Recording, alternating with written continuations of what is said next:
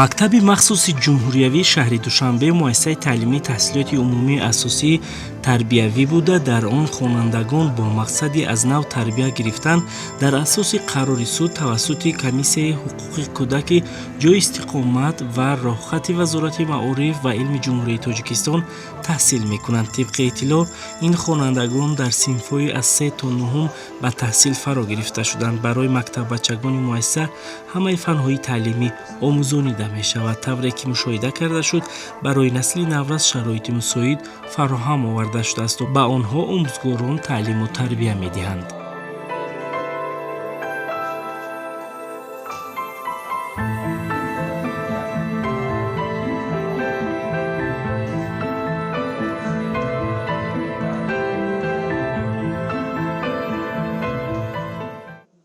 مکتب ما خوانندگان برای تعلیم و تربیت فرا گرفته شدند.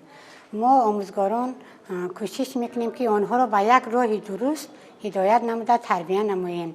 وقتی که خوانندگان را به مکتب ما برای تحصیل فرا گرفتن میارند، آنها چنان تربیتشان کاسته شده است که خط و سواد ندارند، تو حتی خط راست نوشته نمیتوانند. و از همین سبب ما آنها را از الفبا سر نمودن هم تعلیم و هم تربیت میدیم، چون که وظیفه جهانی ما آموزگاران تعلیم تربیت دادن است.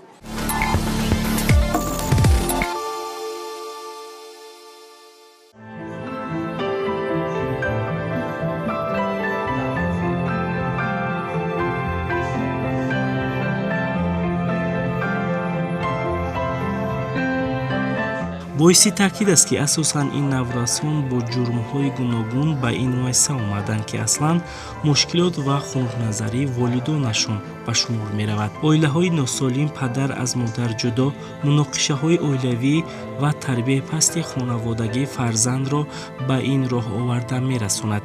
пурзур гардидани масъулияти падару модар ва ба тарбияи дурусти фарзандон машғул шудан метавонад ин наврасонро ба роҳи рост ҳидоят намояд. акнун омӯзгорони муассиса онҳоро ҳамчун фарзандони худ қабул кардаву барояшон пеш аз ҳама тарбия меомӯзанд. асосан саҳифаи зиндагии ин наврасон тоза ва қалбашон поку беолоиш аст. танҳо тарбияи нодуруст ва боз ҳам дурӣ аз тарбия онҳоро хаста намудааст.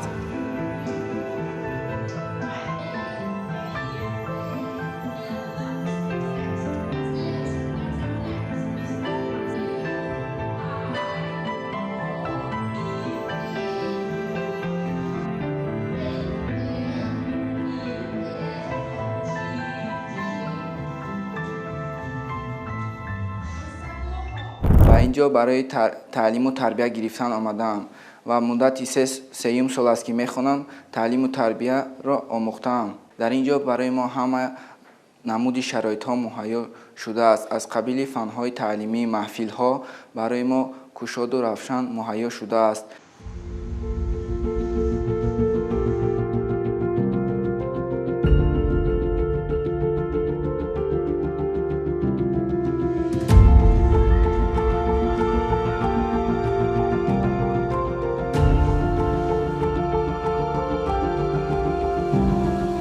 омӯзгорони фаннӣ кӯшиш мекунанд ки мактаббачагон дониши амиқ гиранд. тибқи иттилоъ, барои онҳо сару либоси мактабӣ ва асбобу ашёи хониш ройгон аз тарафи муассиса таъмин карда мешавад. китобҳои фаннӣ барои хонандагон мерасанд. илова бар ин, китобхонаи дорои 4816 китоб ки аз онҳо 2711 адад китоби дарсӣ, 38 адад китобҳои пешвои миллат ва боқимонда ҳама китобҳои бадеиян дар ихтиёри наврасон гузошта шудааст. мутолиа, кӯшишу маҳорат ва фаҳмиш миёни хонандагони мактаби махсус маҳфилҳои хониши бадеиро созмон додааст. насли наврас фориғ аз дарс ба маҳфил омада ба қироату мутолиаи ашъори пурғановати бузургон машғул мешаванд. чунин муносибат онҳоро иштирокчӣ ва баргузоркунандаи маҳфилу чорабиниҳои адабӣ фарҳангӣ намудаасту пайваста бо иштироки хонандагони муассиса чунин ҷамъомад баргузор карда мешавад ки аз чунин иқдом онҳо ба худ ғизои маънавӣ мегиранд.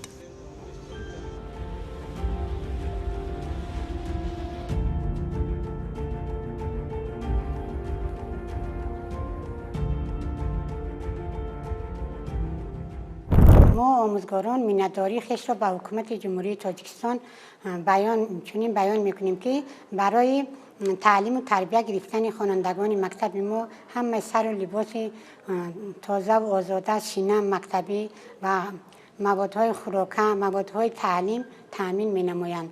این چونین به آنها از موضوع تعلیمی از فنهای دقیق درس‌های علاوگی میگذاریم، درس‌های تربیوی میگذارانیم که آنها موضوع تحصیل بخش تربیوی دارند. چنانه که بزرگان میگویند برای راست رو تا میتوان رفت که بر یک جانب افتاده است کج رو. البته این پندهای تحصیل بخش بزرگان به آنها یک تحصیل میرسند. رودکی رفت و ماند حکمت اوی، می بریزد نریزد از وی بوی. شاعر کو کنون که شاعر رفت، نبود نیز جاودانه چون اوی. خون گشت آب چشمم از غم وی، زندوش موم گشت آهن و روی. ناله من نگر شیشه مدار، شو بشو زار زار نال بروی. چند جوی چو او نیابی باز، از چونو در زمانت دست بشو. ای شادی نیست اندر این جهان، بهتر از دیدار روی دوستان.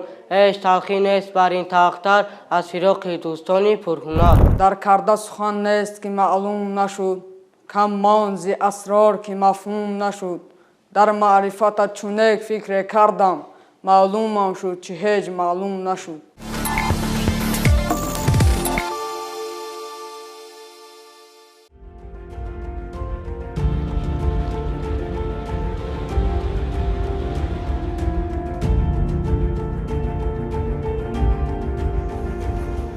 чун мактаббачагон шабонарӯзӣ дар мактаби махсусан барои онҳо хобгоҳ бо шароити зарурӣ муҳайё карда шудааст. насли наврас метавонанд дар муассиса таҳсил намуда дар хобгоҳ истироҳату фароғат кунанд. барои мактаббачагон 4 вақт хӯроки гарм дода мешавад. дар воқеъ ҳукумати ҷумҳурии тоҷикистон чунин муассисаҳоро пайваста таҳти назорат қарор медиҳад, то насли навраси кишвар дар доираи солимиву нерӯмандӣ ва арҷгузорандаи арзишҳои миллӣ ба воя расанд.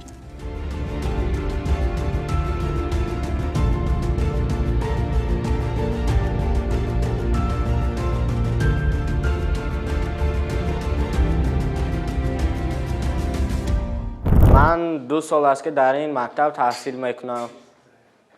در اینجا برای ما همه شرایط مهیا می باشد.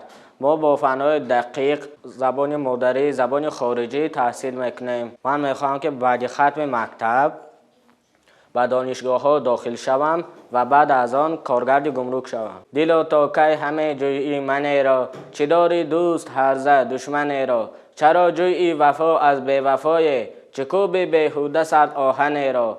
ایا سوسن بناگوشه که داری، برش که خیشتن هر سوسن را. یکی ز این برزن ناراه برشو، که بر آتش نشانی برزن را. ببخشا ای پسر بر من ببخشا، مکش در عشق خیره چون من را.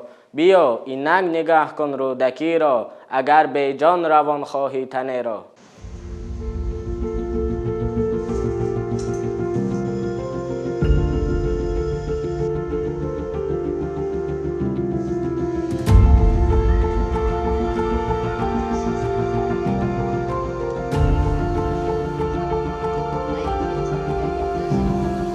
бунгоҳи тиббии доимо дар хизмати хонандагон аст. ба гуфти духтур ҳамарӯза вазъи саломатии бачаҳо назорат карда мешавад, то гигиенаи шахсӣ пайваста риоя гардад.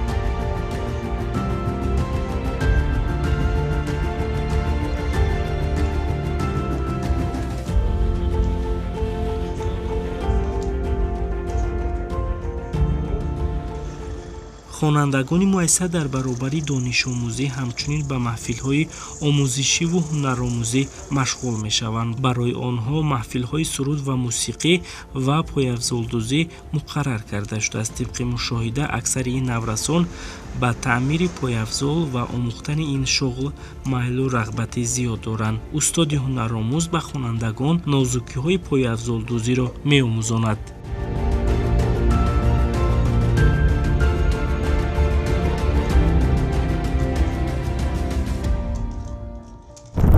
ما می‌خواهیم که همیشه پدر و مادران تربیت گیرندگان ما به مکتب آمده از تعلیم و تربیت فرزندانشان باخبر باشند. در درس‌های ما آموزگاران اشتراک نموده از دانش خوانندگان خود بهره‌ور شوند. از تربیت آنها در اول آوردن آنها در چه صورت و سیرت بودند، حالا چطور گشتند. البته اکثریت آنها اصلاح شوندند.